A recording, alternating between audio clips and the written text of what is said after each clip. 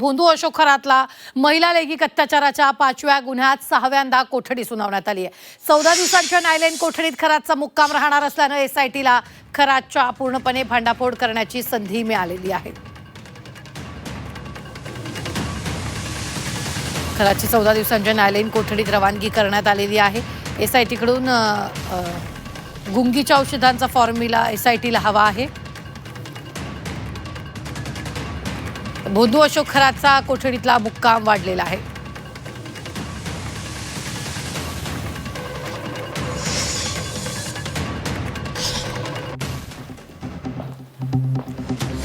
अशोक खरातला मिळणार 6व्यांदा पोलीस कोठडी।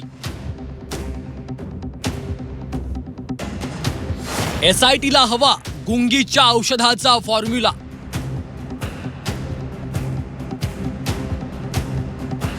खरातच्या चौकशीत होणार गौप्यस्फोट नवा। अशोक खरात एसआयटीच्या फेऱ्यात आहे। एका गुन्ह्याची एसआयटी कोठडी संपली की अशोक खरातची दुसऱ्या गुन्ह्यात पोलीस कोठडी मागण्यात येते। 5व्या गुन्ह्याची एसआयटी कोठडी संपल्यानंतर खरातला व्हिडिओ कॉन्फरन्सिंगद्वारे कोर्टात हजर करण्यात आलं।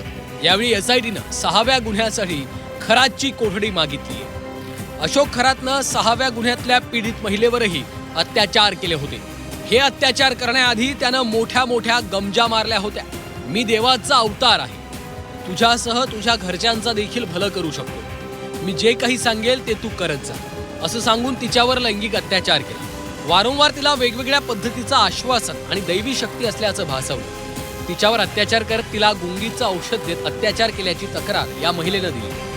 कोर्टानं 5व्या गुन्ह्यात खरातला न्यायालयीन कोठडी सुनावली असून 6व्या गुन्ह्यात एसआयटी त्याची कोठडी मागणार आहे। आरोपी अशोक खरात याला आज व्हिडिओ कॉन्फरन्सिंग थ्रू मान्य कोर्टामध्ये हजर करण्यात आलेलं होतं।